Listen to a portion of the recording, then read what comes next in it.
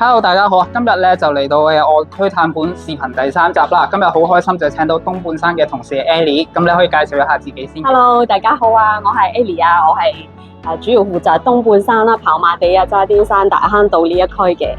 今日咧嚟到呢個禮頓山咧，咁其實我想去到每區都揾一啲代表性嘅屋苑啦。咁而家我哋睇嘅屋苑係禮頓山。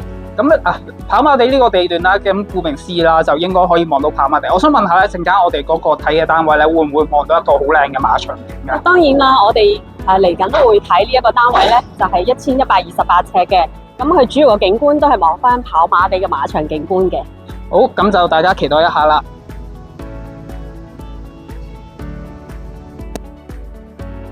話咁快咧，已經上到嚟呢個單位嘅室內部分啦。係啦 ，Ellie 早晨，我想問下咧，呢個單位咧實用面積同埋幾房幾廁？早晨啊，呢個單位咧就1128尺嘅實用面積嘅3房1套嚟嘅。OK， 咁咧，因為而家我咧就去唔同區啦，揾一啲代表性嘅屋苑就俾我拍攝啦。咁如果 Ellie 你開得門俾我咧，咁我相信咧呢個單位一定有一定嘅賣點。我想你話俾我知呢個單位最大嘅賣點係咩？呢個單位咧最大個賣點，當然係我哋嘅跑馬地馬場嘅景觀啦，同埋望翻去呢個渣甸山嘅山景。係啦，咁正如大家畫面所見啦，已經咧基本上望到差唔多整個嘅跑馬地嘅馬場景噶啦。咁有陣時睇報章新聞咧，都會見到有啲賽馬日之後咧，就會有啲名人啊、明星啊，着到五光十色咁樣上報上電視啦。咁而呢個單位咧，就即係可以令你都即係每個跑馬日都會成為到呢個嘅 VIP。咁我可以即係帶我睇一睇睡房嘅部分啦。可以啊，冇問題啊。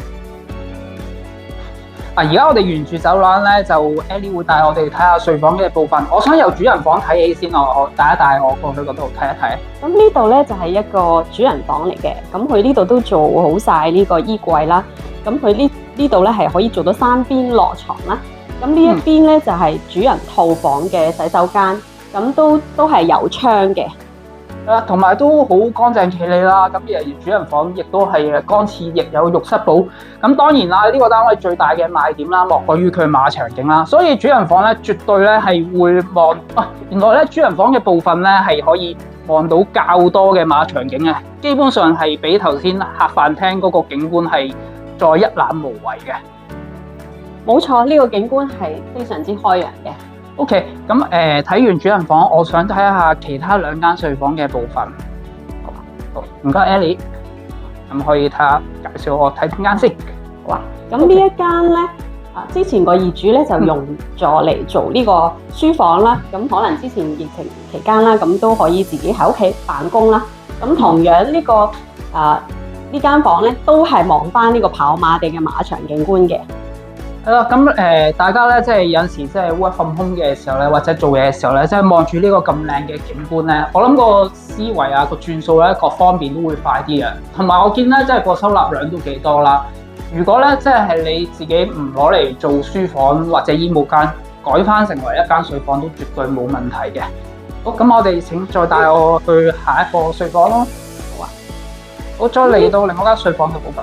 呢度有另外一間嘅睡房啦。咁同樣佢都係做埋衣櫃俾你嘅，咁個景觀咧望翻去呢一邊咧都係非常之開揚嘅。OK， 係嘅。咁同埋咧呢啲窗台嘅部分咧，我覺得咧即係用家們咧其實都可以做一啲收納嘅空間上去啦，咁就令到呢個收納量更加增強啦。或者你可以做啲坐墊上去啊，有陣時即係可以坐上去望呢度咧，會望到少少嘅海景嘅，即係飲住咖啡啊，睇下書，我覺得都幾心曠神怡嘅。咁其實咧望落去咧，其實行大概5至8分鐘都會去到銅鑼灣嘅核心部分啦。即係其實行5至8分鐘去到時代廣場添。好，咁Ellie麻煩你帶我睇埋洗手間同埋廚房嘅部分啦。咁呢度咧就係另外一個，呢個係一個客廁嚟嘅。咁你見到都係明廁啦，同埋有窗嘅。係啦，明廁之餘佢都繼續都係配備埋浴室寶嗰啲俾你嘅。係啊，同埋佢都做埋呢個乾濕分離。好，咁我可以最後帶埋我哋睇廚房。咁經廚房之前咧，大家見到咧呢個客飯廳咧呈長方形啦，客飯廳分離。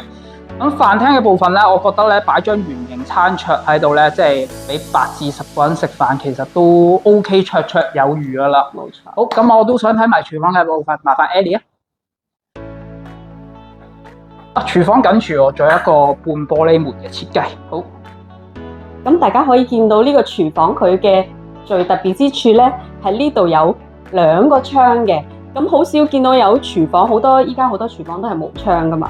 咁但係呢個窗咧就望出去個景觀咧就非常之開揚，望翻去呢個香港大球場嘅景觀。係喎，即係連廚房嘅部分都會有一個咁好嘅景觀。我諗有陣時咧，朝早咧即係可能整個簡單嘅早餐咁樣喺度食個沙律，望住呢個大球場嘅景觀都幾好。咁住得呢啲單位啦，我諗一定會有請工人姐姐噶啦。可唔可以帶我睇下有冇工人房嘅部分？啊，裏邊就係工人房部分啦。Okay. 咁呢裏邊咧，嗱工人房咧，呢入邊咧係做咗一個上下床嘅。其實如果你可以有需要2位工人咧，都可以喺裏邊嘅。係啦，係啦，同埋就等工人姐姐都有一個自己嘅空間啦，都有啲收納量可以俾佢哋儲下一啲雜物性啦。好。咁就都大家同埋係明火煮食嘅 Gaggenlau 嘅品牌。係啊，唔記得講啊，呢度咧，我哋可以補充呢邊啊。其實咧，呢度咧，你見到佢做咗一個L 型嘅台啦。其實我就覺得呢度好舒服嘅，就係你整完早餐，譬如可以整2張凳啦，咁啊坐喺度飲下咖啡啊，食下早餐啊，咁樣望住出邊嘅大球場景觀，係好舒服嘅。好。咁我哋最後出翻去客飯廳嗰部分啦。好，咁咧最後都想問下呢個發展商係咩發展商？咁發展商當然係香港最出名嘅發展商新鴻基啦。係啦，咁講到新鴻基，不論香港人又好啦，國內嘅朋友都好啦，大家其實一聽到新鴻基就覺得佢嘅用料啊、交樓質素嘅保證。咁呢個單位咧，正正就係新鴻基去精心打造。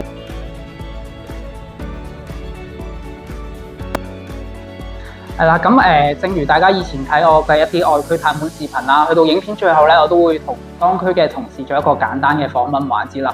係啊 Ellie 啊，咁我都想咧，因為咧我就唔係太熟悉呢個東半山同跑馬地嘅地段啦，咁都想問一問你咧，即係我哋呢個禮頓山跑馬地呢個地段同其他地段有冇啲咩大嘅分別？你可以講一講解你。咁我哋東半山跑馬地呢一區咧，佢本身都有佢嘅獨特定位嘅。咁首先啦，佢係港島區嘅頂級傳統豪宅地段，咁又有呢個世界級嘅賽馬場地啦。咁同時咧，亦都係名人社區喎。OK，咁咧同埋我睇呢個則咧，即係同埋附近即係出入嘅人士咧，都係家庭客偏多嘅，亦有啲小朋友啦。咁講起小朋友，佢哋可能會需要一啲校網啦。Ellie，我想問下咧，咁呢區咧嘅小學校網係咩校網？咁呢區小學校網12校網嚟嘅。咁如果中學咧就係灣仔區校網。OK，咁咧就見即係阿 Ellie 都帶咗嚟睇呢個咁詳細、咁靚，即係一個咁獨特性嘅跑馬地嘅馬場景啦。咁都係最後都想問下咧，咁如果即係呢類型住戶咧係一啲咩類型嘅住戶居多？係可能自住啊，或者投資啊，定係咩方面？咁如果你話就禮頓山嚟講咧，其實大部分咧都係一啲家庭下為主嘅。咁因為呢個屋苑咧，佢尺數最細都係要900幾尺嘅。係啦，900幾尺啦，至到3000幾尺。咁所以大部分都係以家庭下居多嘅。咁當然你話有冇買嚟收租，其實都有嘅。咁除咗講單位內容之外咧，其實我哋有陣時都話要咩 location，亦都想有個生活配套啊。咁有陣時咧，即係如果我即係想有啲生活上啊，或者有陣時放假，即係我想問下，去一啲市區，即係會唔會好唔方便或者之類嗰啲？如果你話交通配套，咁真係唔使講啦。呢度行路已經係可以去到呢個銅鑼灣啦，同埋灣仔啦。咁銅鑼灣大家都知道附近有好多啲譬如講時代廣場啦、Sogo 啦。